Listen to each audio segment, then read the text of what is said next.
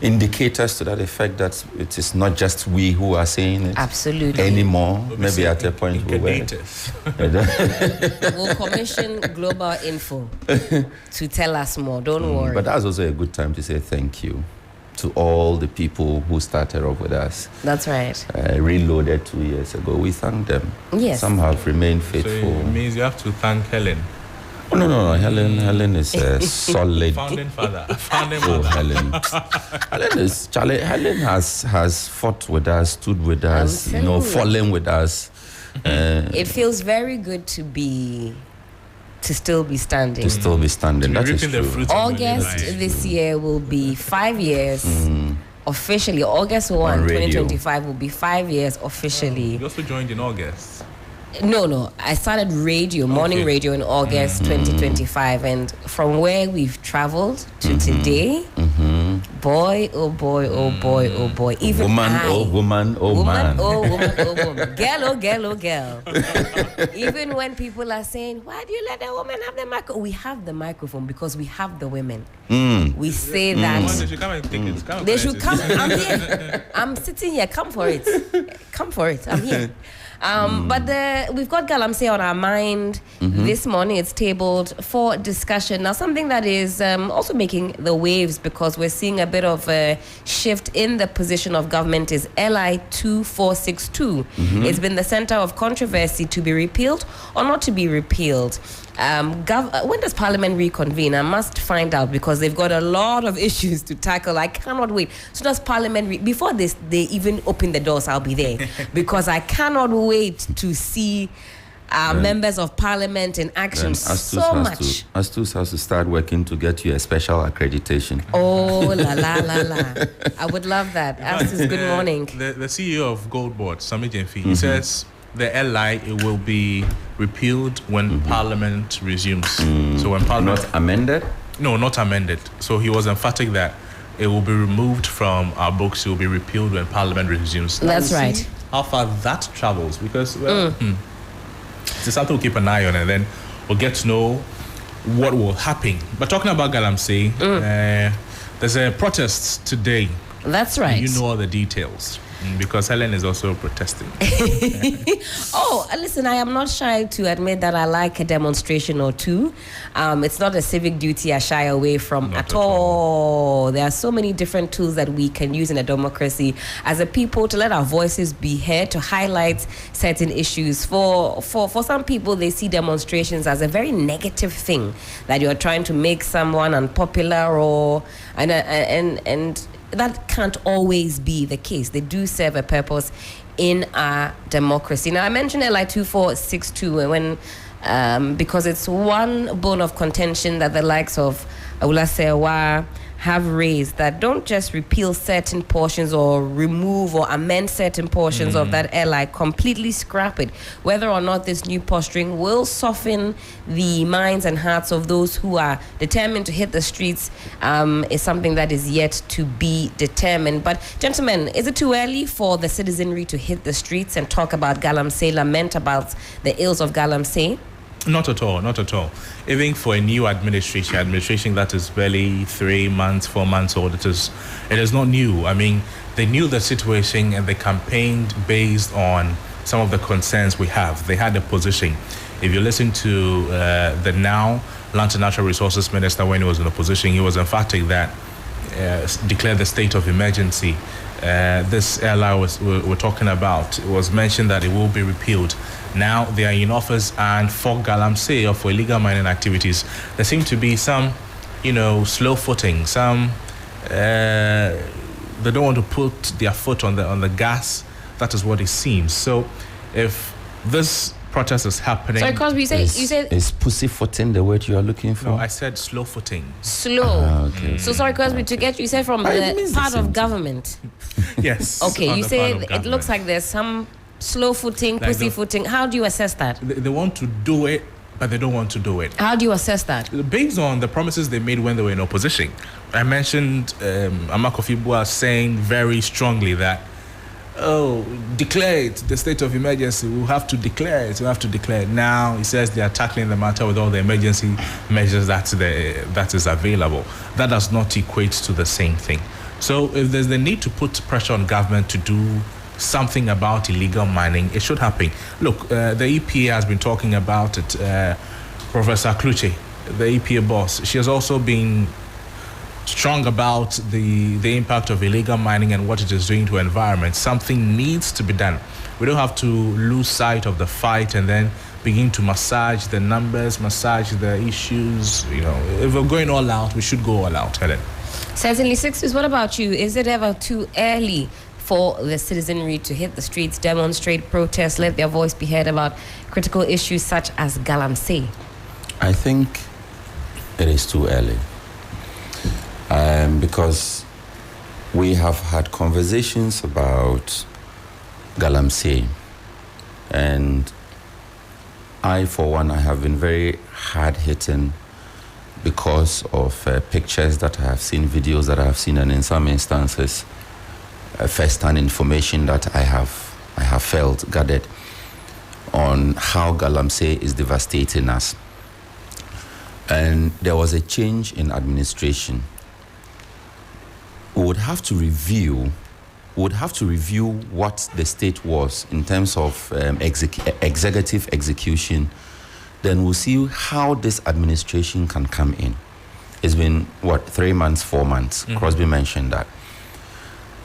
Yes, there's an urgency to the fight against Galamsey. If we were shouting state of emergency 4 months back, we are asking ourselves, has President Mahama evaluated the situation? Has he assessed why President Akufo-Addo did not or could not, declare a state of emergency? And will he be able within the 4 months to do what President Akufo-Addo could not do 4 months back?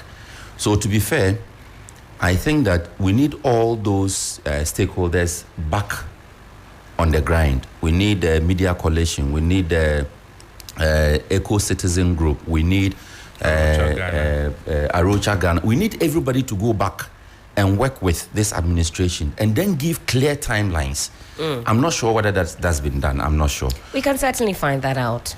Okay. On the phone lines, because you also mentioned the eco-conscious citizens, and Aula Sewa is the coordinator. She joins us on the phone lines. Aula Sewa, good morning. Good morning, and thank you for having me. Thank you so much for taking the time out to speak with us on 3FM Sunrise. There is a planned demonstration set to take place today.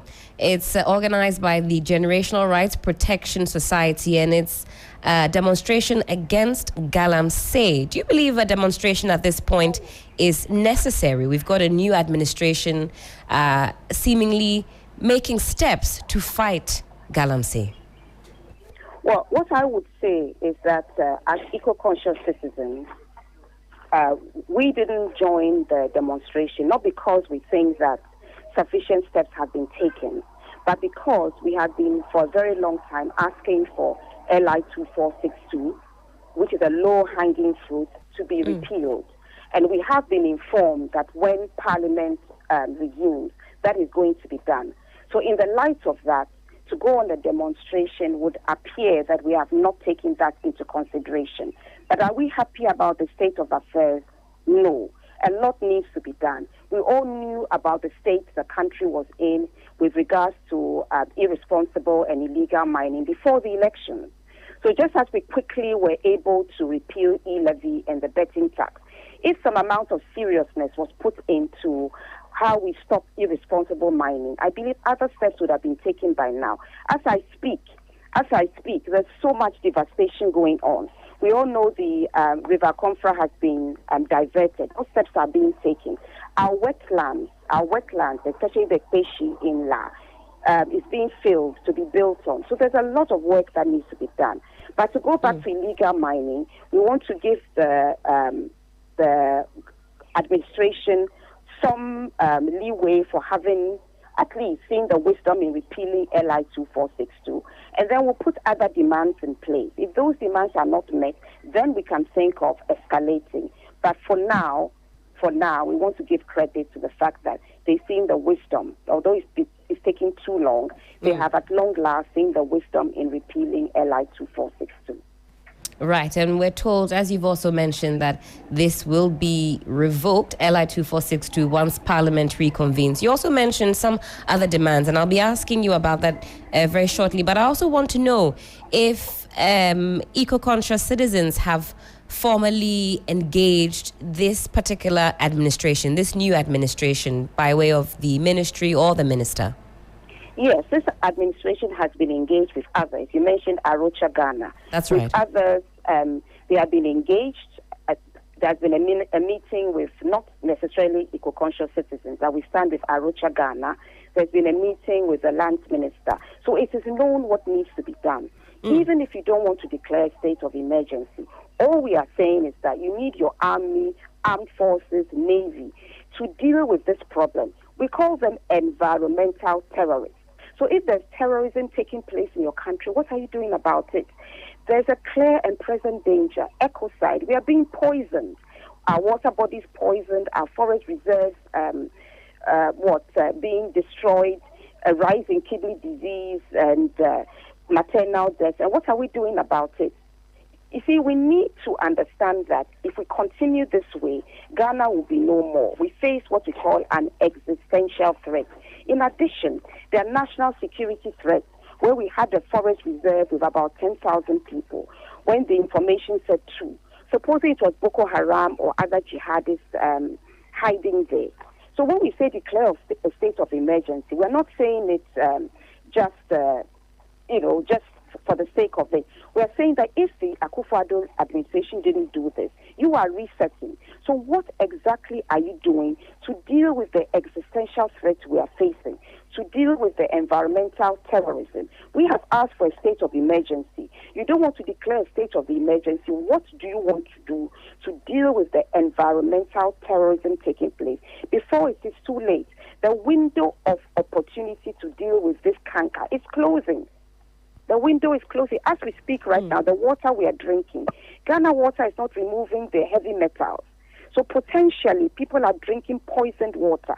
I was speaking to a doctor the other day. He was saying that within the Galamsey belt, he's getting cases of kidney disease with children, 7-year-olds, 8-year-olds. It didn't happen in the past. Very, very worrying indeed. And the issue, it would appear, is still very much raging on. Now, Awolasewa, you mentioned the demands that you're making and CSOs are making on this current administration. What are the timelines within which you would like to see these changes or these demands being met? Well, we'd have liked to see by now, the state of emergency in our forest reserves and on our water bodies. We'd have liked to see that by now. Time is running out. We had 8 years of the past administration with much not being done. At the end of the day, the president in 2017, the past administration, put his presidency on the line. That's right. When he put his presidency on the line, things went from bad to worse because the political will wasn't there. And on both sides of the political divide, there are highly placed persons involved in irresponsible mining. And that's why we're not seeing much headway. Today we run to a forest reserve. We say we have, cleared the environmental terrorists. The forestry commission officers go there, and then they are attacked. So what we need to do is to understand that we need to deal with this robustly and systematically. That is why we suggested a state of emergency. You don't want to declare a state of emergency. Do whatever you need to do to make sure that you engage the army, the armed forces, and the navy within 3 weeks. Engage them and deal systematically with our forest reserves and clear them of the environmental terrorists.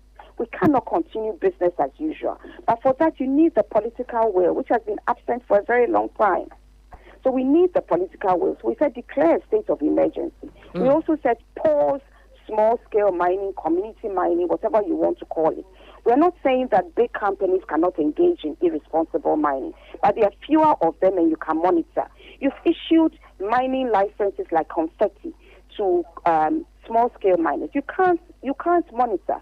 We reported a case at Ronsu last year. To date, to the best of my knowledge and belief, nobody has been there because you are short-staffed, you don't have the resources. So if you can't monitor, why would you issue so many licenses? We're now being told that Akonta Mining didn't have the requisite licenses. Have we now found out? Did we not know before? So the point we are making is that if you can't monitor something, don't have it. Wait until you have your act together. So we've made those demands. We've also said all those who were named in Professor Frimpong Boateng's report need to be investigated, right, if need be prosecuted. And if they are found guilty, apart from their sentence and fine, their property should be sold and used towards the cost of reclamation, because we believe in the polluter pays principle. There must be consequences when you commit a crime.